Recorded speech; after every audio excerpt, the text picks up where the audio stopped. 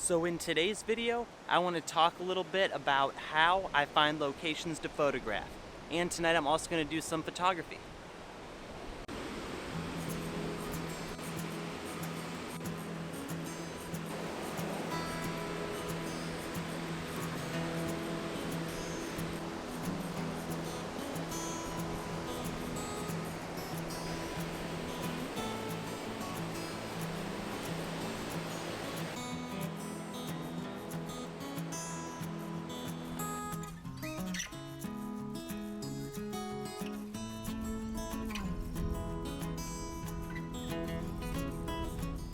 Now, one of the primary ways that I find locations to photograph is just by using Google.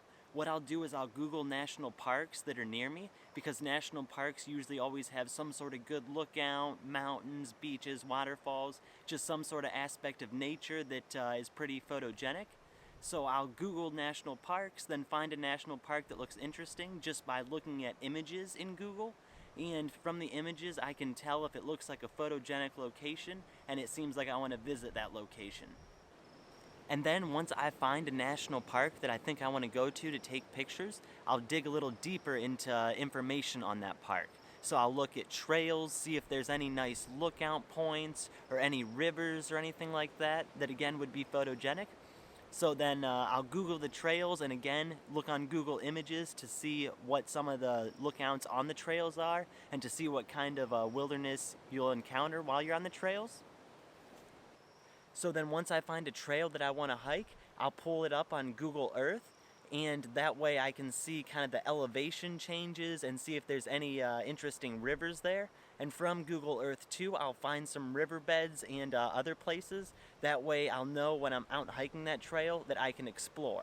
And then I'll review the maps on Google Earth with a compass so I know which way is north, south, east, and west, and kind of maybe take a screenshot of that on my phone, so that way when I'm out hiking the trail, I can use the map on my phone to kind of navigate where I want to go off trail. Because I do enjoy off-trail hiking the most to take pictures, just because not many people go off-trail to take pictures, so it means the chance of me getting a more unique and find a location that's less photographed is going to be more as I travel off-trail. And traveling off-trail is just a fun adventure because you never know what you're going to find, and it's nice because you get to explore areas that maybe no one has been before, or at least not many people go at all. Again, when I find a national park to do photography in, I look more at the whole aspect of the park rather than just one little spot to go photograph, because I do like to do a lot of exploring to take pictures, so I'll kind of go there with an idea of the area to photograph rather than just a specific point. But sometimes if it's a park with like a spectacular waterfall or a specific mountain range or something like that, I will go there with the intention to photograph that, but I'll also explore around the area as well, because when you explore you never know what you can find, and you might be able to come away with a pretty unique image that no one's taken before. And then while I'm exploring off trail, another few things I look for if I'm in a mountainous region, I'll look for kind of a nice overlook that'll kind of overlook the scene. So I'll see if there's a way that I can climb up there to potentially get an image. Or I'll also look for leading lines, of course, and then S-curves in the scenes as well. Just your normal composition stuff. But also before I set out is riverbeds too, I mentioned a couple times. But I'll follow those because those will usually go up to the top of a mountain or the top of a hill. And they're easy to follow because you can't get lost when you follow a riverbed, just because as long as you follow the same one on the way back down, then it's pretty easy. It's like nature's trail. So I'll follow those to the top because usually they present some pretty nice lookouts, and also they might have a waterfall if there's water in the river. So again, more photogenic opportunities.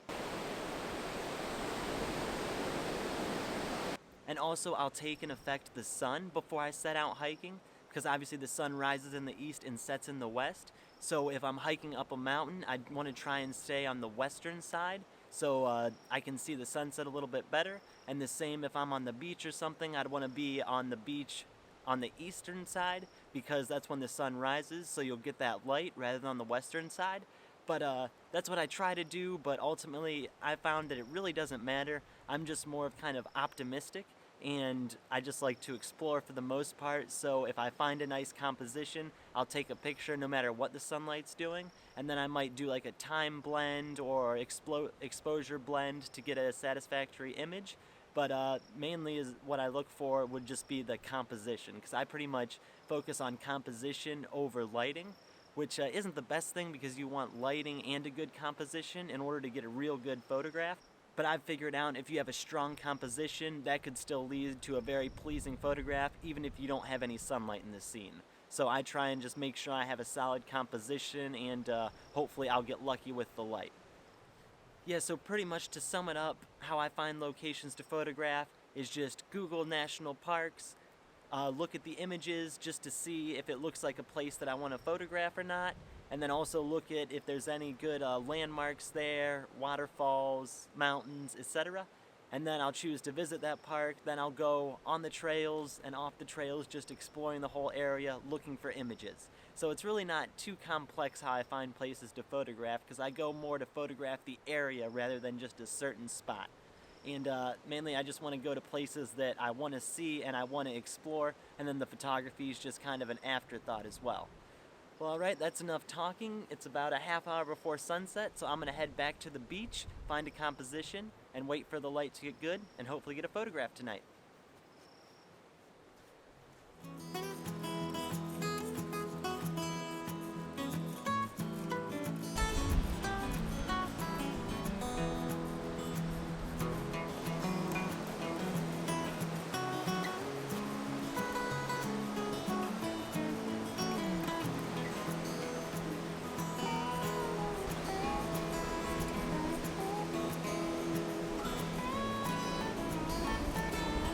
So I ended up finding this composition here on the beach. What I'm doing is I'm putting this big rock right in the center of my frame, and then to the left I've got this rock sticking up over there, and then to the right I've got the far off mountains there. And I'm cutting off this point that's kind of close to me with all the trees, because I don't want that protruding into my frame. So I framed it just right, as you can see.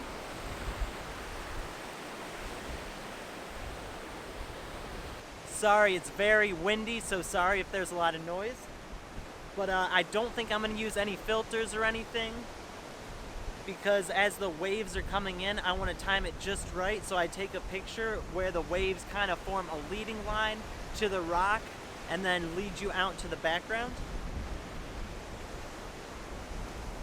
And even a graduated filter won't be much use here, just because the rock on the left is so much into the sky.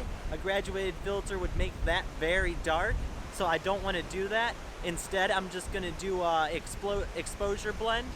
So I'll expose so the rocks are fully exposed, then later, once we get dramatic color in the sky, I'll expose for the sky and then match those two together in Photoshop.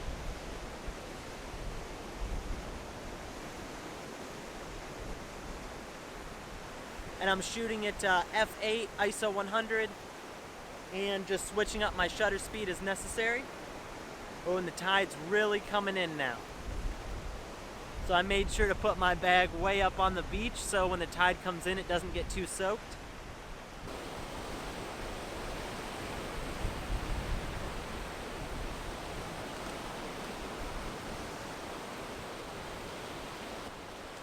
So yeah, I'm just taking a bunch of images here as the waves come in and come out, hopefully to get a nice pattern in the wave.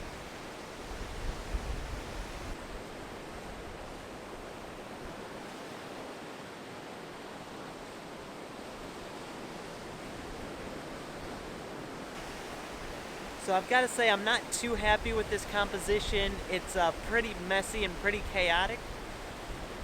I was hoping for something a little more simplistic to shoot tonight, but unfortunately with the high tide there's really no simplistic images, because all the rocks are way in the ocean over there and there's just no way for me to get them and just shoot the rocks.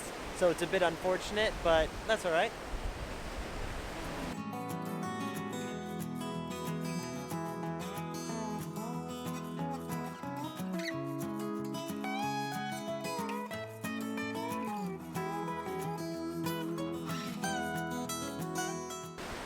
So I think I'm actually going to try and switch to vertical, and take a vertical image, because I might be able to isolate these rocks a little bit more and make a little bit more of a clean image, so I'm going to give that a try.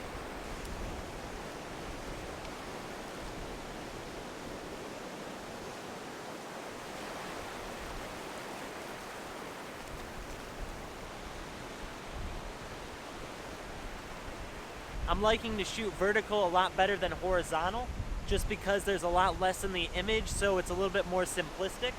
But the only problem is I don't have anything in the foreground, it's just sand, so I'm really relying on the water to be my foreground subject. So as it's coming in, again, I'm taking images, and I'm shooting at 1/8 of a second, f11, ISO 100, and that 1/8 of a second is just enough to get a little bit of motion blur in the water, but not too much. So it's making little lines that are kind of leading you into the scene. Now these boots I have are supposed to be waterproof, but apparently they're not because my feet have just been getting soaked. But oh well, they're already soaked, so I guess no reason to move from this location. But it is challenging because my tripod's in the sand, so every time the tide comes in, it kind of sinks the tripod a bit, so I gotta keep readjusting my composition. So when I'm doing the exposure blending, I gotta be real quick and take an image for the background, then take an image exposed for the rock. And also have an image that is pleasing with the water as well. So a pretty complex image here, but I might be able to actually just get it all in one exposure if I time the water right and I'm watching my histogram so nothing's blown out. Yeah, it's very hard to time the waves just right. But I think it's coming out pretty good.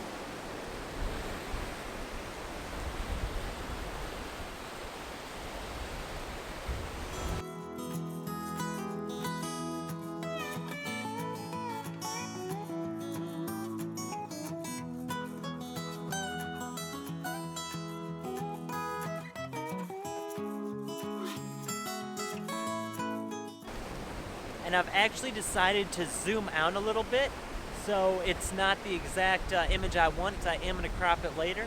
Just because it keeps sinking so much in the sand, I have to change and make sure that it's level between each image.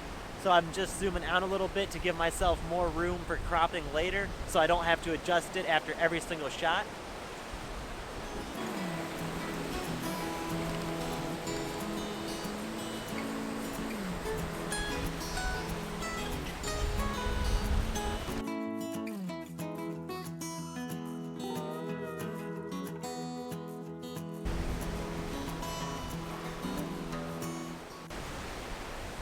So the sky's really starting to light up and it's looking pretty good.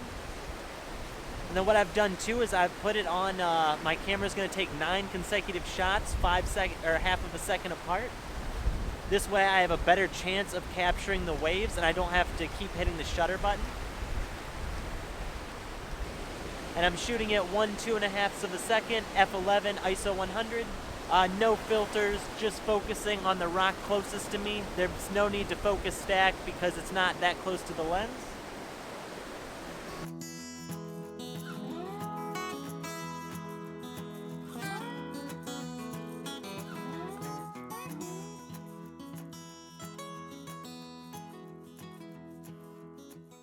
Alright, well the best light's already gone, so I'm gonna pack it up. I ran away from my spot because my boots are completely soaked and there's so much water in my socks. And the water was even coming up the beach and almost got to my camera bag that I put a good distance up the beach. Well, I came away with a pretty decent image. Nothing too spectacular, but I think it turned out alright. Thank you very much for watching. Hope you enjoyed the video. And I hope you enjoyed learning of the ways that I find locations to photograph. Well, thanks again for watching, and I'll see you later.